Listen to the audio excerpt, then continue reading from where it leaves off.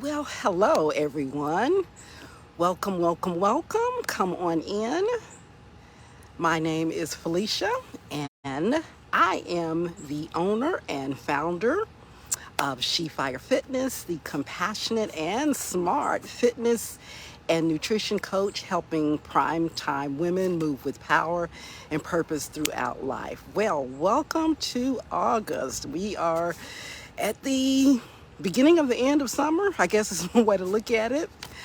And today I have kind of from my life topic, if you will. Is the topic is what do you do on your fitness journey when life happens? Hey Nita, guys, send me a wave or a heart emoji or something. Let me know you're looking in and share with me any feedback. Hey Trish. So this week, on Monday, my hubby came home from work and he wasn't feeling real well and just had some symptoms that were kind of concerning. And I, um, I gave him the COVID test and he tested positive.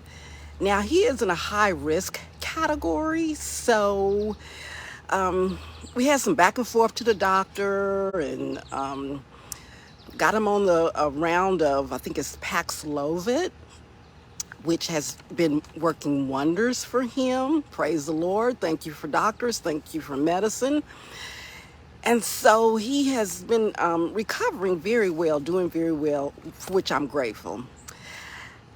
But it got me thinking about, what happens to your fitness journey when life happens. And in particular, I started thinking about people that are caregivers because certainly my caregiving for him this past week has not been anything like what people do on a long-term, ongoing basis. Because I've observed it and I know what it looks like.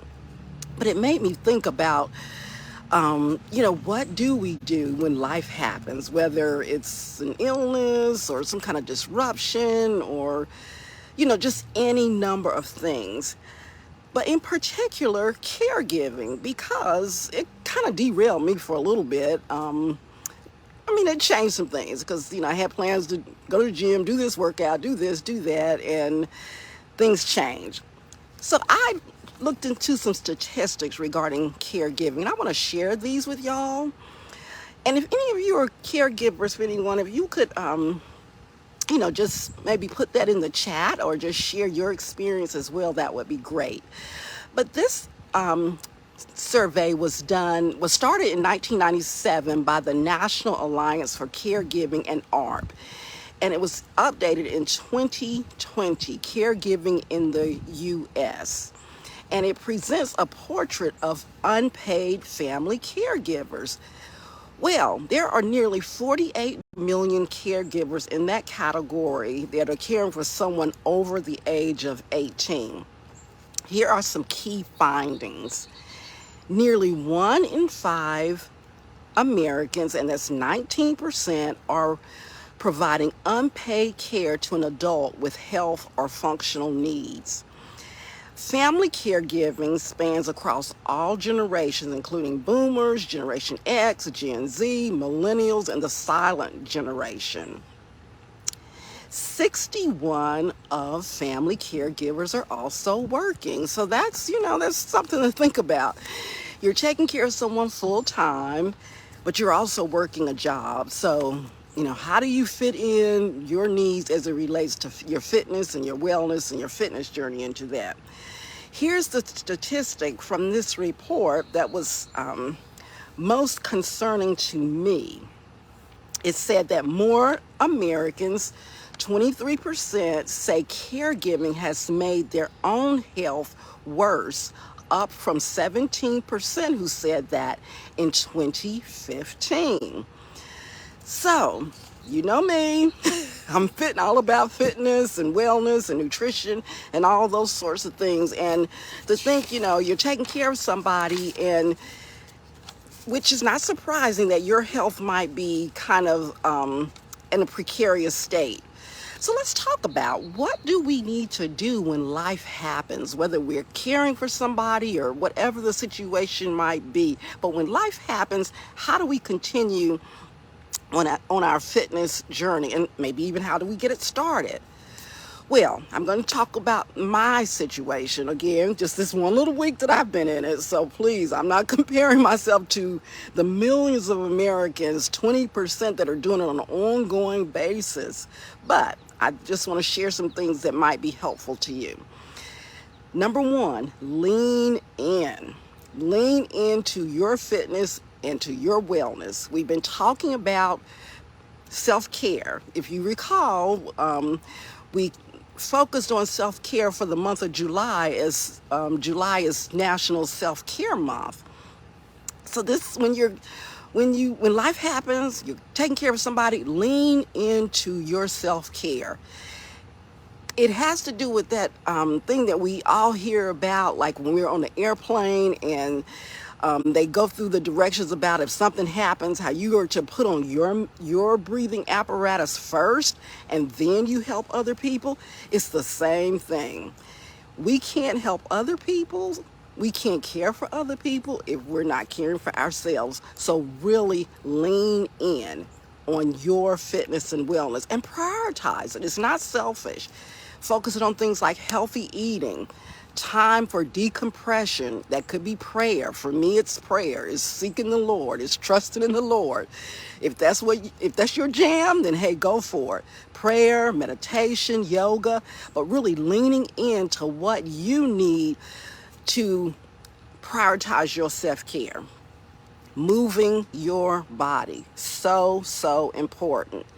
And I'll talk a little bit about, what I did, but really, again, it is so important that we move our body. There's so many benefits, which I won't go into right now, that accrue to us when we move our body and when we do it consistently. I'm not talking about working out per se. If that's your thing, go for it. But just having movement in your body, not being stagnant, moving your muscles, stretching, etc. Making time for your friends and family. And I'll even say this, if somebody asks, how can they help? And you're struggling, whether you're taking care of somebody or you're going through something in your life, then say yes. Tell them how they can help you. Because people do want to help. So take advantage of those opportunities, those offers for people to help you. Also, have grace for yourself. We all go through stuff, whatever the situation is, and you may not be able to be at the level of your quote fitness journey during a particular time in your life that you have in the past, and that's okay. Just keep it moving, have grace for yourself, and just treat yourself like you would your best friend, okay? Okay, so let me tell you about some specific things that I did. And I have a quick win for you, so listen to the end so you can take advantage of the quick win I have for you. So, as it relates to moving your body, we've talked a lot in the Girl Get Your Sexy Back group, which I should mention that this is where I'm broadcasting this from. And if you're not a member of the group on Facebook, you need to join. But we talked about exercise snacks. Basically, you don't have to work out for, say, an extended period of time at one time to really get some benefits. You can move your body throughout the day. 5 minutes here, 10 minutes there, 3 minutes here, whatever, but just be consistent about moving your body. I noticed that when I was in the doctor's office with my husband, or we were in the waiting room, I was just starting to feel, just feeling some kind of way that I don't like. So you know what? I said, I can get up and move my body. I can do some stretches. I can do some different movements, squats, leg lifts, whatever it might be, so that I am getting the benefits that I know are part of moving my body, whether I'm doing a lot of sweating or if I'm just stretching, but I'm moving my body. So that's something I want you to know that you can do. You can just move your body. That's the bottom line. Just move your body. Okay. Nourishing your body from the standpoint of what you eat is also very important. Um, so, this was a good opportunity for me to practice some of my meal prep tools that I utilize. And I've got a template I want to share with you that's based on the myplate.gov. And it comes from a website called cheerfulchoices.com, which is by a registered dietitian nutritionist lady. So I think this will be helpful for you because it gives you a balance of healthy carbohydrates, lean protein, and vegetables, and you can customize it to your needs. So let me give you the template, and I'll also drop it in the chat box below. So you want to have one half cup healthy carbohydrates, or about this, fits in the palm of your hand. Things like brown rice. I use quinoa. You can use roasted sweet potatoes, regular potatoes, corn, squash, whatever you like, because this is just a template that you want to customize for you. Then you want to have 4 ounces or a serving size of a healthy protein that may fit in the palm of your hand.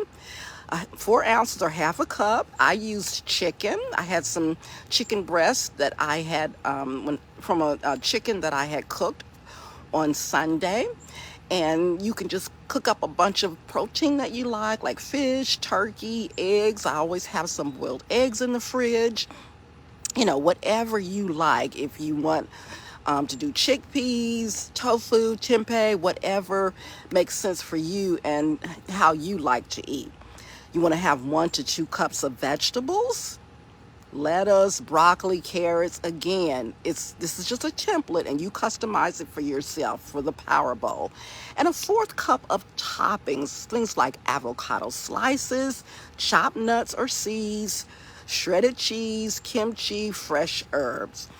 And then you want to make it taste good. So make a nice tasty sauce. And there are some tips in the link that I'm going to share with you. But you can use a salad dressing. Just make it a healthy salad dressing and watch that added sugar. So that is a power bowl that you can use for your meal prep to help you when life happens, or when it just is, and you want to just, have something that you can fall back on and eat healthy. Okay, so that is what I wanted to share with you guys. Again, good news that my husband's feeling better, and even though I did test positive as well, I didn't have a whole bunch of symptoms, so we thank the Lord for that.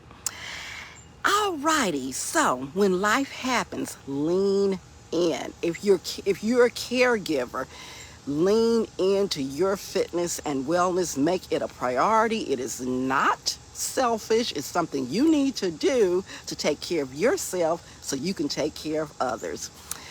Well, gang, I am going to close for now. If you want the meal prep template, do DM me. And I'm going to put the links in there, but if you want any more detail, just DM me.